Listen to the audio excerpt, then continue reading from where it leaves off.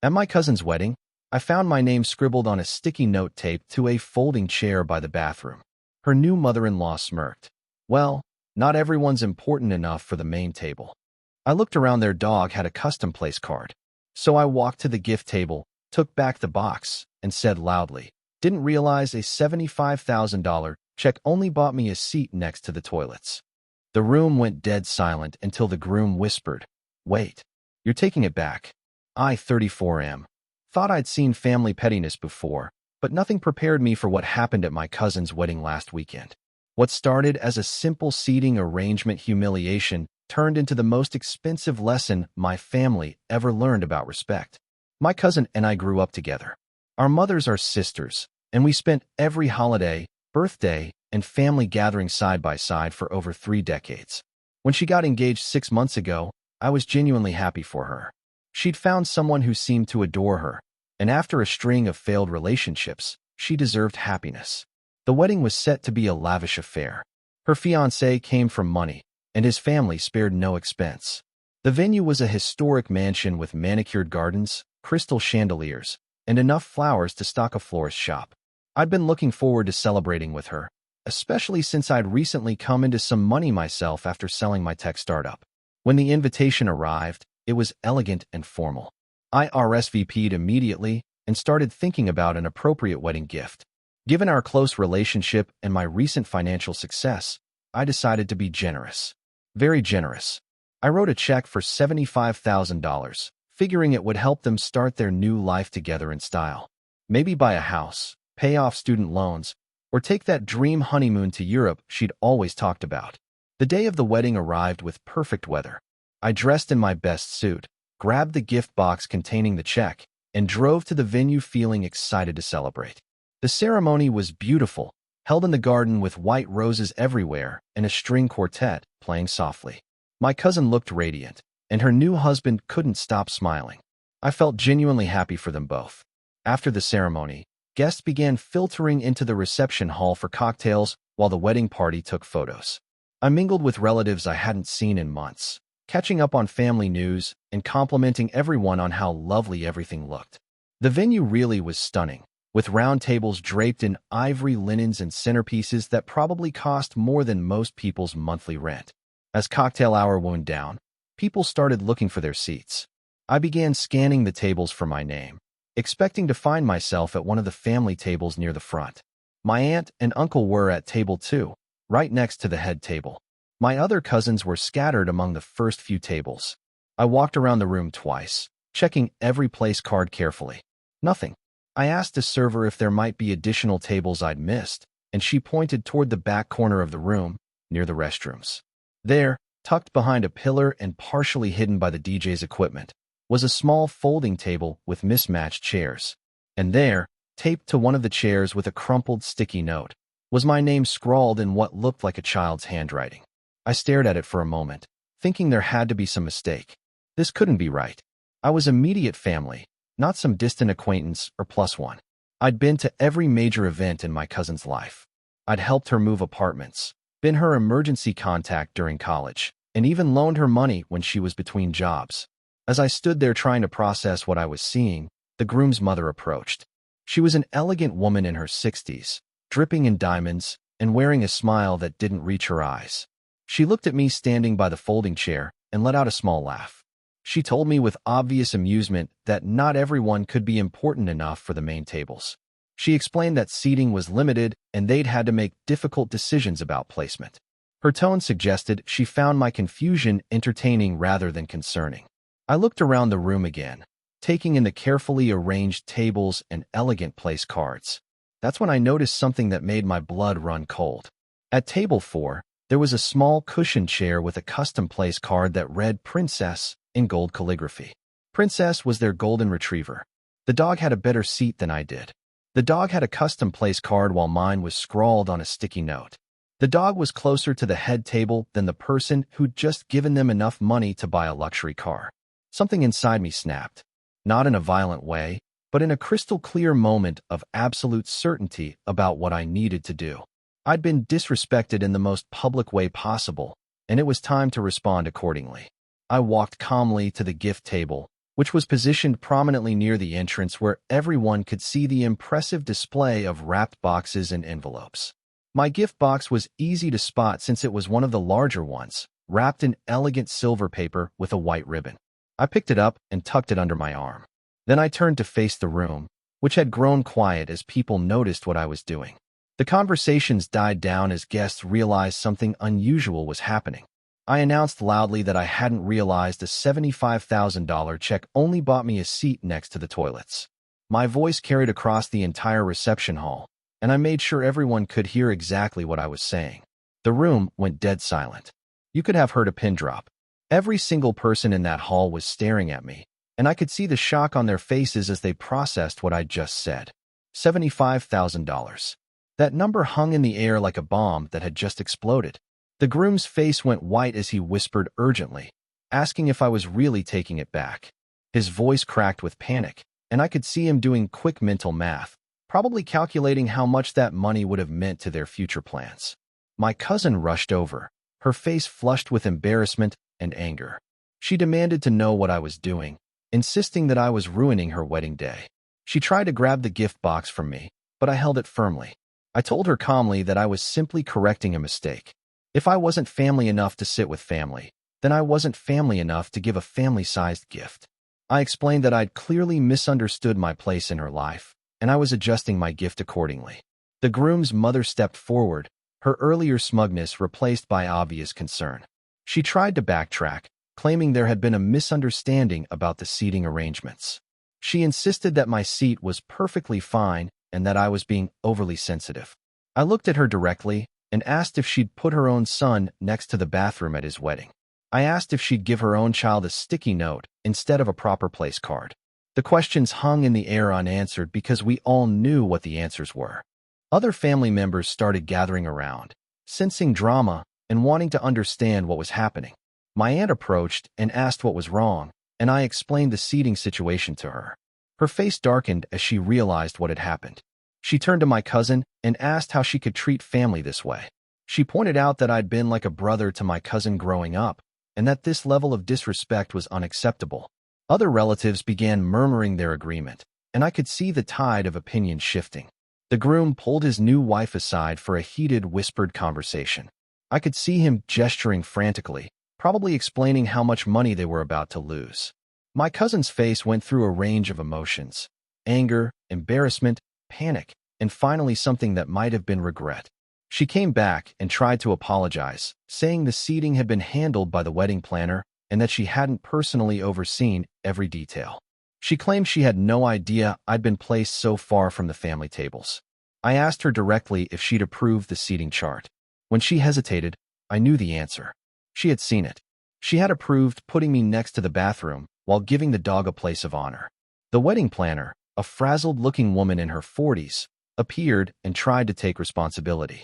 She claimed there had been a miscommunication and offered to quickly rearrange the seating. But it was too late for that. The damage was done, and everyone in the room now knew exactly how I'd been treated. I told them all that I appreciated the offer to fix things, but that some actions revealed true feelings. I explained that I'd learned something valuable about how I was really viewed by people I'd considered close family. With that, I walked toward the exit, still carrying my gift box. Behind me, I could hear urgent conversations breaking out as people discussed what had just happened. The carefully planned reception was dissolving into chaos. My cousin followed me to the parking lot, now crying and begging me to come back inside. She promised to fix the seating, to make things right, to do whatever it took. But I told her that the moment had passed. The disrespect couldn't be undone with a quick rearrangement of chairs. I drove home and spent the evening thinking about family dynamics and respect. The next morning, I took the check out of the gift box and deposited it back into my account. Then I wrote a new check for $500, a respectable but not extravagant wedding gift, and mailed it to them with a note wishing them well in their marriage. Update 1. The fallout from the wedding has been intense. My phone started ringing before I even got home that night, and it hasn't stopped since. Family members have been calling from both sides, wanting to know what really happened and taking various positions on the drama. My aunt, my cousin's mother, called first. She was mortified by what had happened and apologized profusely. She admitted that she'd seen the seating chart during the final planning stages, but hadn't realized how badly I'd been placed. She'd been focused on other family members and hadn't noticed that I was essentially banished to the worst table in the room. She explained that the seating had been largely controlled by the groom's family, who had strong opinions about protocol and hierarchy. Apparently, his mother had very specific ideas about who deserved to sit where, and she'd made it clear that she considered my cousin's extended family to be less important than her own social circle. My uncle called next, and he was furious. He said he'd had words with the groom's father about the disrespect shown to their family. Apparently, the groom's parents had been dismissive of my cousin's family from the beginning, viewing them as beneath their social status. The seating arrangement was just the most visible example of their attitude. Other relatives began choosing sides. Some felt I'd overreacted and ruined what should have been a happy celebration. They argued that I should have handled the situation privately rather than making a public scene. A few older family members suggested that I'd been childish and vindictive, but more family members supported my actions. They felt that the disrespect had been deliberate and humiliating, and that I'd had every right to respond strongly. Several cousins admitted they'd been shocked by the seating arrangement and had planned to say something to me about it during the reception. The most interesting call came from my cousin's new sister-in-law. She apologized for her mother's behavior and revealed that there had been significant tension during the wedding planning process. She explained that her mother had made numerous comments about my cousin's family not being their kind of people and had actively worked to minimize our presence at the wedding. She told me that the dog's prominent seating had been her mother's idea of a joke, designed to highlight the difference between family members she considered important and those she didn't.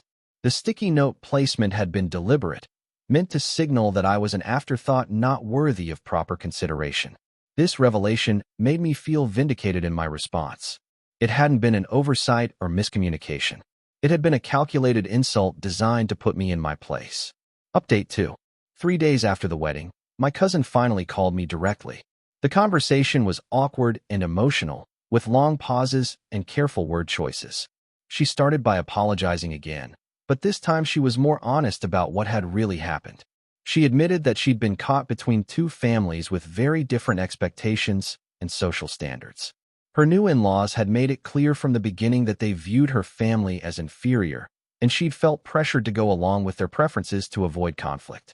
She explained that the seating arrangement had been a source of multiple arguments during the planning process. She'd originally wanted me at a family table, but her mother-in-law had insisted that immediate family only meant parents and siblings.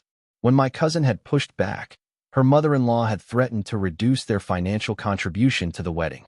The money pressure had been significant. The groom's family was paying for most of the wedding, and they'd made it clear that their generosity came with conditions. One of those conditions was having final say over the guest list and seating arrangements.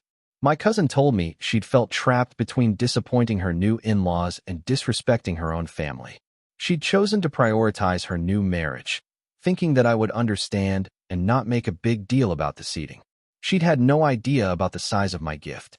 If she'd known I was planning to give them such a substantial amount, she would have fought harder for better treatment. The irony wasn't lost on either of us. The person they'd treated as least important had been prepared to give them the most generous gift.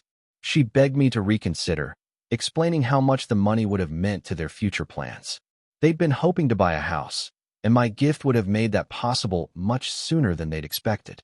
Without it, they'd be renting for several more years while they saved up for a down payment. I felt some sympathy for her position, but I also felt that she'd made her choice. She'd chosen to prioritize her new in-laws' approval over her relationship with me. That choice had consequences, and she was now living with them. I told her that I understood the pressure she'd been under, but that understanding didn't erase the hurt and humiliation I'd experienced. I explained that respect isn't something you can turn on and off based on convenience or social pressure. The conversation ended with both of us emotional, but no real resolution. She asked if there was anything she could do to make things right, and I told her that some bridges, once burned, are difficult to rebuild. Update 3. 2 weeks have passed since the wedding, and the family dynamics have shifted permanently. What started as a seating dispute has revealed deeper issues about respect, loyalty, and family priorities that can't be easily resolved. The most significant development came when other family members started sharing their own experiences with my cousin's new in-laws. Apparently, the wedding wasn't the first time they'd shown disrespect to our family. During the engagement party, they'd made several condescending comments about our backgrounds and careers. At the rehearsal dinner, they'd seated our family at the back and served us last.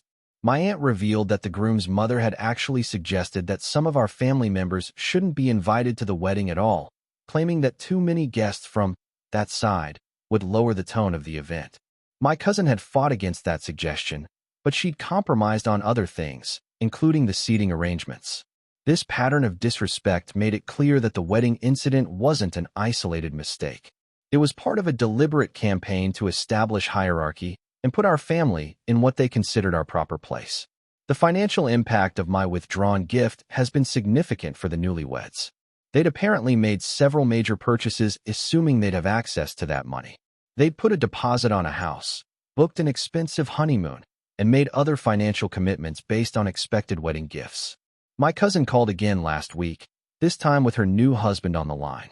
He apologized for his family's behavior and admitted that he'd been aware of their attitudes but hadn't stood up to them effectively. He said he'd been trying to keep peace between the families and had failed to protect my cousin's relationships in the process. He asked if there was any way to repair the damage, suggesting that they could publicly acknowledge their mistake and make amends. I appreciated his willingness to take responsibility, but I told him that some actions have permanent consequences. The broader family has essentially split into camps. Some relatives have distanced themselves from my cousin, feeling that she chose her new family's approval over loyalty to her own. Others have tried to play peacemaker, arguing that families should forgive and move forward. My aunt has been the most affected by the situation. She's caught between supporting her daughter and acknowledging that her daughter made serious mistakes. She's also dealing with her own anger toward the groom's family for their treatment of our relatives. The groom's family, meanwhile, has shown no remorse for their behavior. According to my cousin, they feel that I overreacted and that the whole situation has been blown out of proportion. They've suggested that our family is being overly sensitive and that we should be grateful for being included in such an elegant event at all. This attitude has only reinforced my decision to withdraw my gift. It's clear that they view our family as inferior and that they have no intention of treating us with basic respect in the future. As for me, I've found peace with my decision. The money I would have given them has been redirected to causes I care about. I've made donations to several charities and helped other family members with their own financial needs. The money is being used in ways that align with my values rather than supporting people who don't respect me. The relationship with my cousin will probably never be the same. We've exchanged a few text messages, but the easy closeness we once shared is gone.